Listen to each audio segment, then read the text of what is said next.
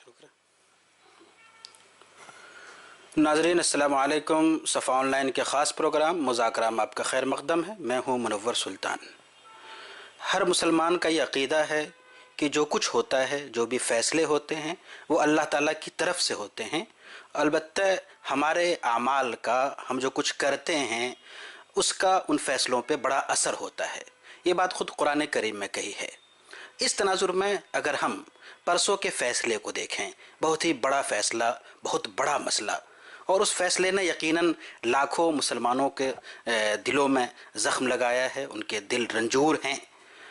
लेकिन हमें यहाँ पे एक मुसलमान होने की हैसियत से, और कुरान ने फ़लसफ़ा पेश किया है कि जो कुछ होता है वो तुम्हारे आमाल का नतीजा है, उस एतबार से हमें गौर करना चाहिए और ये सोचना चाहिए कि कहीं अल्लाह ताला की तरफ से कोई साइन तो नहीं है, कोई इशारा तो नहीं है, हमें मोहलत तो नहीं मिल रही है संभलने की। और अगर हम संभल जाते हैं, उससे सबक हासिल करते हैं, तो आइंदा हमारे लिए बेहतर नताइज मुरतब होंगे, बेहतर फ़ैसले होंगे। और खुदा न खास्ता अगर हमने ये काम नहीं किया, हमको जो मोहलत मिली उससे फ़ायदा नहीं उठाया, तो शायद आइंदा के दिन और ज़्यादा सख्त हो सकते हैं। इसी हवाले से आज हम गुफ्तगू करेंगे। इस फ़ैसले के तनाजुर में हमारे साथ इस वक्त मौजूद हैं मौलाना मुस्तफ़ा मदनी साहब, जो मशहूर आलिम दीन हैं और अपनी गुफ्तगू के ज़रिए से और अपनी संजीदा तहरीरों के ज़रिए से वो जाने जाते हैं। आज हम उनसे बात करेंगे और समझेंगे इस मसले पे कि मुसलमानों को क्या मौक़िफ़ इख्तियार करना चाहिए, उनके सोचने का अंदाज़ क्या होना चाहिए। तो मौलाना, इस वक्त जो मसला है आज हम उसी पे बात करेंगे। आम तौर पे मुसलमानों का जहन इस वक्त इसी मसले में उलझा हुआ है, तो बहुत से रुख देने की कोशिश की जा रही है। लेकिन एक मुसलमान होने की हैसियत से हमारा क्या रुख होना चाहिए, हमारे सोचने का जो ज़ाविया है वो ज़ाविया कैसा होना चाहिए, इस हवाले से कुरान की आयत और सीरत मुबारका और इस्लामी तारीख़ हमें क्या रहनुमाई करती है। बिस्मिल्लाहिर्रहमानिर्रहीम व बिही नस्तईन व सल्लल्लाहु अला नबी व अला आलिहि व सहबिही अजमईन।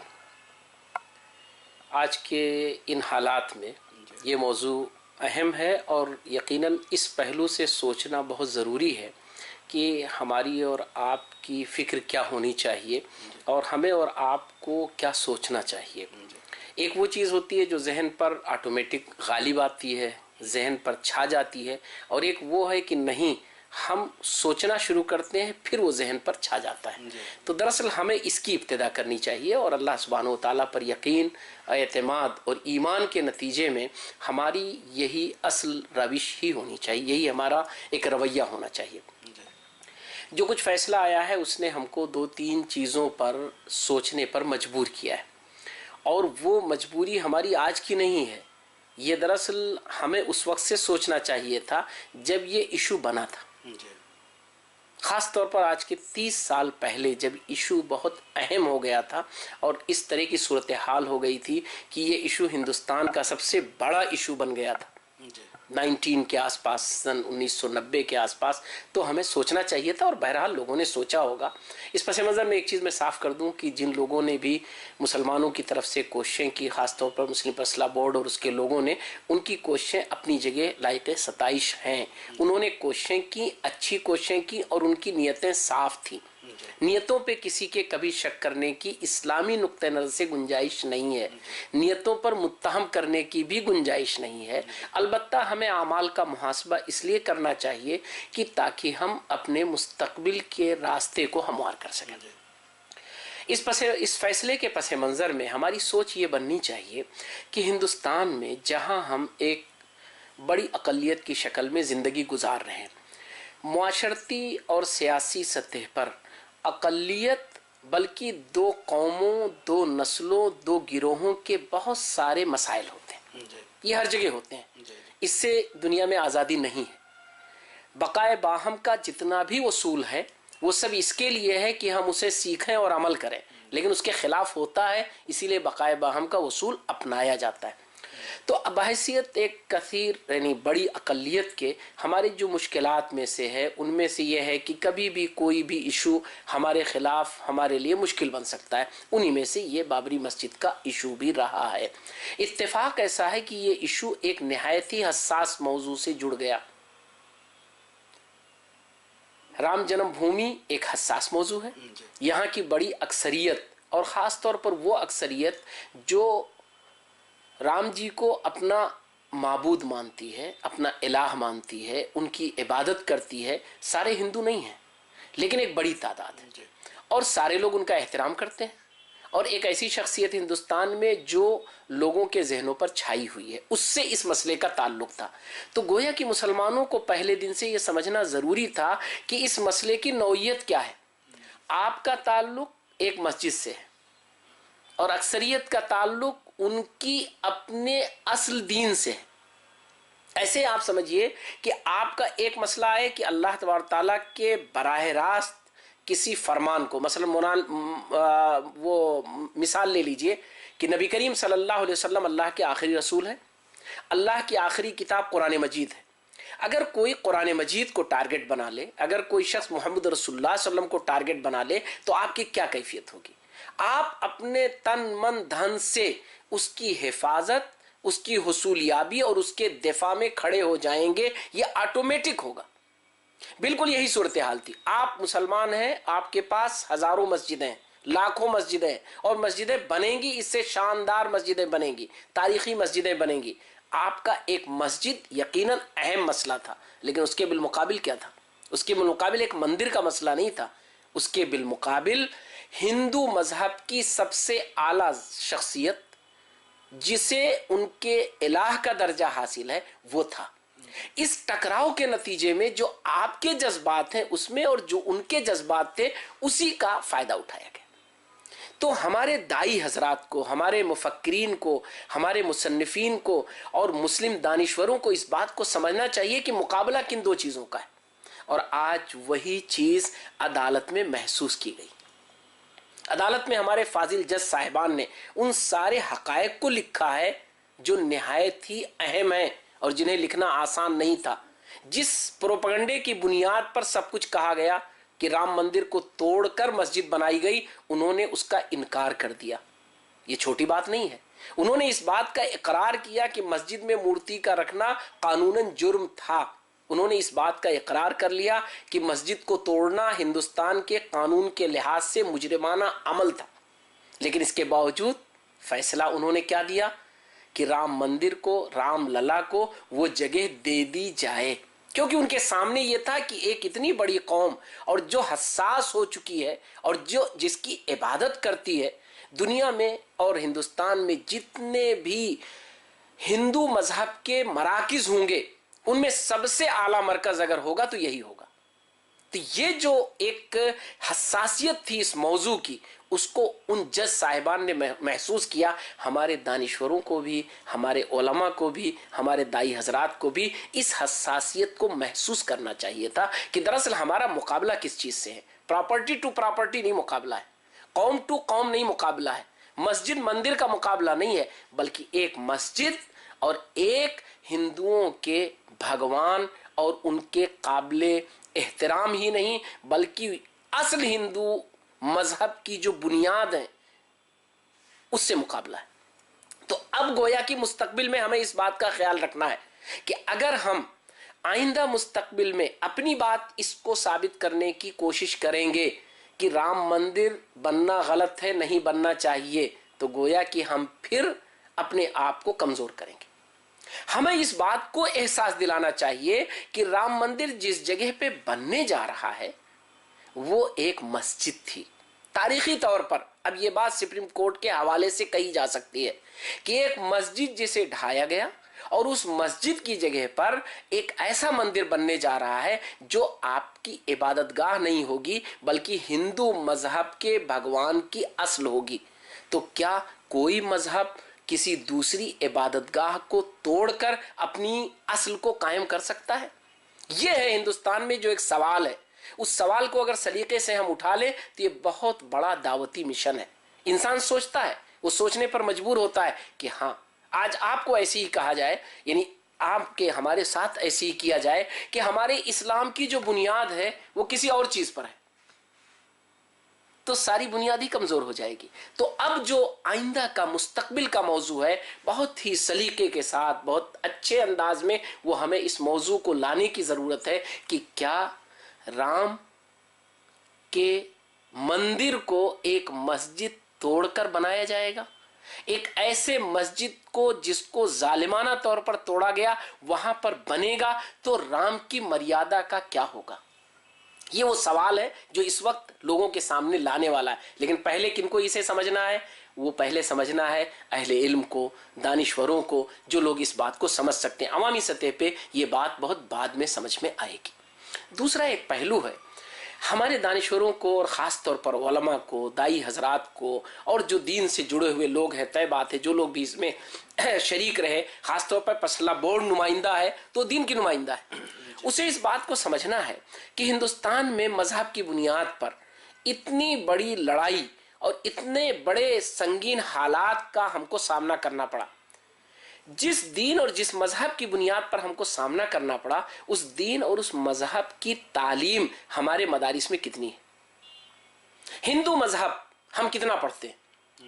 کورس میں کہیں بھی آپ کو یہ اندازہ ہوگا کہ کورس میں کہیں بھی ایک سال کے لیے بھی ہندو مذہب کے تعلق سے کوئی نصاب نہیں ہے. آپ مجھے بتائیے، ایک شخص عالم ہے اور وہ ہندو مذہب کے بارے میں کچھ نہیں پڑھا ہے اس نے، تو پھر ایسی صورت میں وہ ہندو مذہب کے بارے میں کیا بتلا پائے گا؟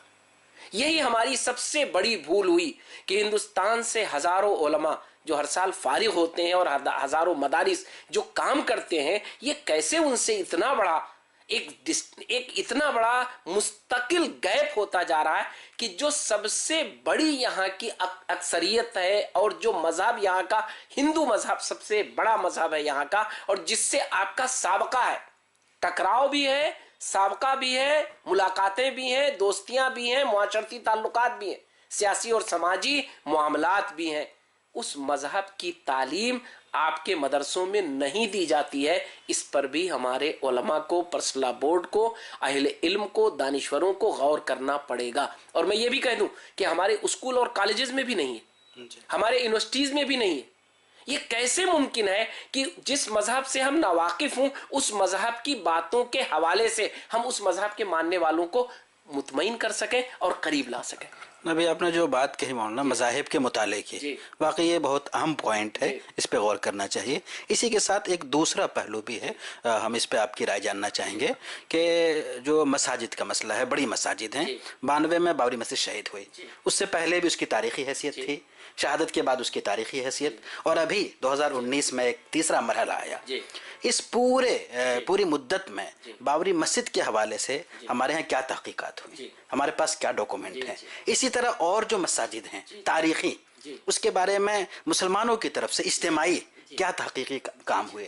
کیا ایسا نہیں لگتا ہے کہ ان جیسے موضوعات پہ ہمارے پاس تحقیقی ادارے ہونے چاہیے، وہ ڈاکومنٹ، وہ شواہد محفوظ ہونے چاہیے، بلکہ اس کو اور آگے بڑھانا چاہیے اور تحقیقی کام ہونا چاہیے؟ اس حوالے سے کیا کہیں گے آپ؟ جی، بہت آپ نے اس کو کھول دیا جس بات کو میں کہہ رہا تھا اور کہنا چاہتا تھا کہ بنیادی طور پر ہمارا ایک جز بننا چاہیے تحقیق کا، پڑھنے پڑھانے کا، اور خاص طور پر اہل علم کا، علماء کا، دعات کا، دانشوروں کا، کہ ہندوستان میں ہم جس ماحول میں رہتے ہیں، ہمارے اوقاف کی تاریخ، ہمارے مساجد کی تاریخ، ہمارے مدارس کی تاریخ، یہ ساری چیزیں اور ان بنیادوں پر جو اکیڈمک ہوتی ہیں، جو دلائل کے ساتھ ہوتے ہیں. دارالمصنفین نے تھوڑا سا کام کیا تھا، میں اس پہ بعد میں آؤں گا کہ مغل پیریڈ کی تاریخ خود وہ ہمارے ہاں بہت کم پڑھائی جاتی ہے. تو طے بات ہے جو کچھ کہا جائے گا ہم اس کو سنیں گے اور اسی پر سوات کہہ دیں گے، یا ہم خاموش رہیں گے، یا ہمیں غصہ آئے گا جب ہم نہیں پڑھیں گے. دارالمصنفین نے سلسلہ شروع کیا تھا لیکن وہ سلسلہ آگے نہیں بڑھ سکا.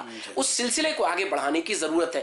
دراصل کیا ہے، ہندوستان میں اس طرح کے موضوعات پر تحقیقی کام کرنے کے ادارے واقعتاً بہت کم ہیں، اور یہ ادارے مستقل نہ بنائے جائیں، لیکن جو ادارے ہیں ان میں اس کے لیے مستقل شعبے بنائے جائیں، اس کو نصاب درس میں شامل کیا جائے. ہمارے 8 سالہ 7 سالہ عالم بننے کے جو نصاب کا ایک پیریڈ، لمبا پیریڈ ہوتا ہے، اس میں 2 سال کے لیے تو ہم خاص کر دیں ان ساری چیزوں کو، اور جس میں ہم ایک عالم کو عالمیت کے کلاس میں یہ محسوس کرا دیں، پڑھا دیں، اس کو رٹا دیں، اس کو یاد کرا دیں. اور عام یونیورسٹیز میں اور لیکچرز میں اور چیزوں میں اور تحقیقات میں تو بہت بڑا فائدہ ہوگا. یہ بہت بڑی ضرورت ہے، بہت اچھی چیز آپ نے کہی ہے، یہ بہت بڑی ضرورت ہے. اور بہت کھل کے ہم ناظرین سے یہ کہنا چاہتے ہیں، اور ان کے حوالے سے ہماری یہ پہلی ذمہ داری بنتی ہے مستقبل میں کہ ہم ہندوستان کے تاریخی مساجد، تاریخی اداروں، اوقاف، ان سب کی تعلیم کو، ان کی واقفیت کو، ان کی تحقیق کو، ان کی چیزوں کو اپنا شامل درس کریں، ڈاکومنٹری سسٹم کو اپنے ہاں پڑھنے پڑھانے کا رواج ڈالیں، تحقیق کر کے ان کو سامنے لائیں۔ جی، ایک اور چیز جو ہم یہاں پہ کہنا چاہتے ہیں اپنے ناظرین سے بھی اور آپ سے اس بارے میں مشورہ چاہتے ہیں کہ اس وقت مسئلہ مسجد کا ہے، جی بڑا صدمہ ہے جی اور بالکل بجا ہے۔ جی جب مسجد کے بارے میں ہمیں صدمہ ہے جی تو کیا اس سے ایک واضح اشارہ نہیں ملتا ہے کہ مسجد سے ہمارا تعلق زیادہ ہونا چاہیے؟ کیوں ہم اس موقع پہ یہ طے کریں جی کہ مسجد سے ہم تعلق بڑھائیں گے، مسجد کو آباد کریں گے اور مسجد پہ باضابطہ کام کریں گے؟ جی جی اس بارے میں آپ کیا کہیں گے؟ بہت بہت بہت اہم چیز ہے، اور حقیقت میں مستقبل کے پس منظر میں یہ اللہ کی طرف سے شاید ہمارے لیے ایک یاد دہانی ہے، تذکیر ہے، ہمارا تزکیہ ہے، ہمیں یاد دہانی ہے اللہ کی طرف سے کہ مسجدوں سے ہم اپنا رشتہ مضبوط کر لیں اور مسجدوں کے ذمہ داران مسجدوں کے رول کو بڑھا لیں۔ مسجد سے جو لوگ اٹیچ ہے، ائمہ ہے، متولی حضرات ہیں، اس کی کمیٹی ہے، اس سے منسلک افراد ہیں، ہمارے پسلہ بورڈ کے لوگ ہیں، وہ مسجدوں کے رول کو معاشرے میں بڑھا دیں، مسجدوں کو معاشرے کا ایک حساس موضوع بنا دیں، مسجدوں کو ایک ایسا سینٹر بنا دیں جس کے ذریعے معاشرے کی رہنمائی ہو رہی ہو، معاشرے کو فائدہ پہنچ رہا ہو، معاشرے کے دل اس سے جڑ جائیں اور وہ معاشرے کا ایک دھڑکتا ہوا دل بن جائے۔ واقعتاً اس پر کام کرنے کی ضرورت ہے، اور اس پر اگر ہم کام کریں گے تو انشاءاللہ اللہ تبارک تعالیٰ نے یہ ہمارے لیے جو ایک نصیحت کا باب کھولا ہے وہ بہت روشن باب ہوگا، اور مسجدوں سے ہمارا جڑ جانا یہ معاشرے کے لیے ایک بہترین پیغام ہوگا۔ بالکل آخری سوال، اس موقع پہ جو کچھ ہندوستانی مسلمانوں کے ساتھ گزر رہا ہے اس تناظر میں آپ ان کو کیا پیغام دینا چاہیں گے مختصراً؟ بہت اہم چیز ہے کہ ہندوستانی مسلمانوں کو ہمارے دو چیزیں کرنی چاہیے۔ اللہ سبحانہ وتعالیٰ کی طرف سے ہمیشہ کے لیے ہماری ایک ہدایت موجود ہے، وہ یہ کہ جب بھی آپ کے لیے کوئی ایسی چیز پیش آئے جسے آپ ناپسند کرتے ہو تو اللہ تبارک تعالیٰ سے دعا کریں کہ اے اللہ اس شر میں ہمارے لیے خیر کا پہلو نکال دیں۔ دوسری چیز یہ ہے کہ آپ اپنے عمل کو بڑھا لیں، ان نیک اعمال کو جو آپ کرتے ہیں اس کا ریشیو بڑھا لیں۔ کہیں ایسا تو نہیں کہ آپ کے جو عمل کا ریشیو ہے، آپ کی کارکردگی جو ہے وہ اللہ کے ابھی بہت معتبر اتنی نہیں ہے جتنا اللہ کو مطلوب ہے۔ تو اگر عمل کا ریشیو آپ بڑھا لیں گے، اس کے ذریعے ہمارے ہندوستانی مسلمانوں کو دو میدانوں میں آگے آنے کی ضرورت ہے۔ پہلی چیز یہ کہ بڑے پیمانے پر اپنے دین کو سمجھنے اور اس پر عمل کرنے کی اپنی ذمہ داری کو محسوس کریں۔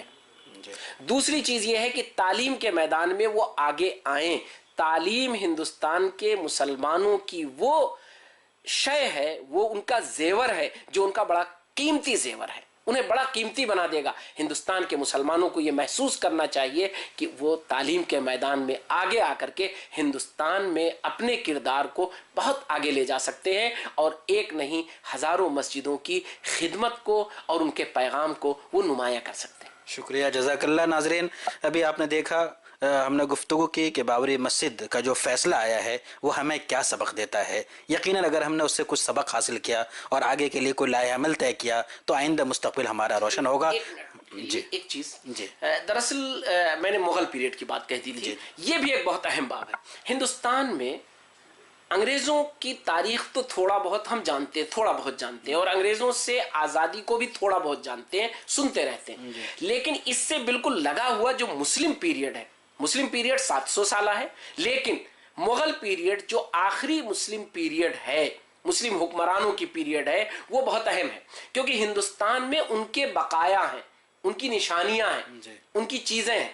اس لیے مغل پیریڈ کو مسلمانوں کو پڑھنا اور جاننا اور اہل علم کو اس پر کام کرنا بہت ضروری ہے، کیونکہ مغل پیریڈ اس کو لے کر کے آئندہ ہندوستان میں بے شمار سوالات کھڑے ہوں گے، اور یقین جانیے اپنی ناواقفیت کے نتیجے میں ہم ان سوالات میں الجھ جائیں گے اور ہمارے پاس راستے نہیں بچیں گے۔ تو یہ میرا ایک پیغام ہے آج کے اہل علم کے لیے، علماء کے لیے اور عام مسلمانوں کے لیے اور خاص طور پہ دانشوروں کے لیے کہ مغلیہ پیریڈ کے ان سنہرے ابواب کو جس کے ذریعے ہندوستان کو انہوں نے ہندوستان بنا دیا، ہندوستان کو اتنا قیمتی بنا دیا، ہندوستان کو دنیا کے نقشے پر ابھار کر انہوں نے ایک نہایت ہی خوشحال اور نہایت ہی سرسبز اور نہایت ہی ایسا جو یادگار ہندوستان بن گیا، ان کے ان کارناموں کو سامنے لا کر کے پیش کریں تاکہ ہماری نسلیں بھی اس سے واقف ہوں، ہمارا سماج بھی اس سے واقف ہو، ہمارے آئندہ آنے والی